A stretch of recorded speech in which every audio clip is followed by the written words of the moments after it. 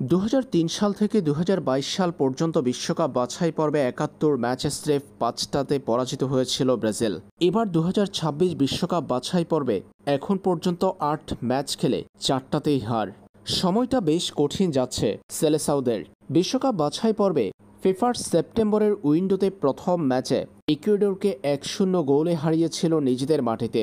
এরপর প্রতিপক্ষ প্যারাগুয়ের বিপক্ষে প্যারাগুয়ের মাটিতে ১-০ গোলে পরাজিত হয়ে এবারের বিশ্বকাপ বাছাই পর্বের পয়েন্ট টেবিলে পঞ্চম স্থানে নেমে গেছে ব্রাজিল। বিশ্বকাপ বাছাই পর্বের এই দুই ম্যাচের আগে ব্রাজিলের স্কোয়াড ঘোষণা করা হয়েছিল তারুণ্য আর নতুনদের প্রাধান্য দিয়ে।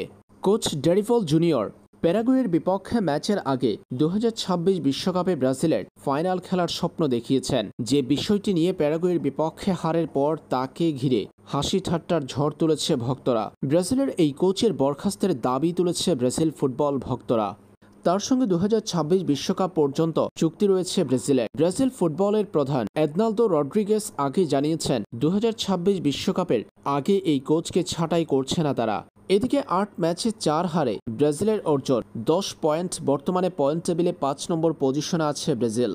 দক্ষিণ আমেরিকা অঞ্চলের এই দুই বিশ্বকাপ বাছাই পর্বের ম্যাচের জন্য স্কোয়াড ঘোষণার সময় ডেরিভল জুনিয়র দলে রাখেননি Raphinha, Gabriel Jesus, Gabriel Martinelli, Richarlison, কাসেমেরোদের মতো তারকাদের।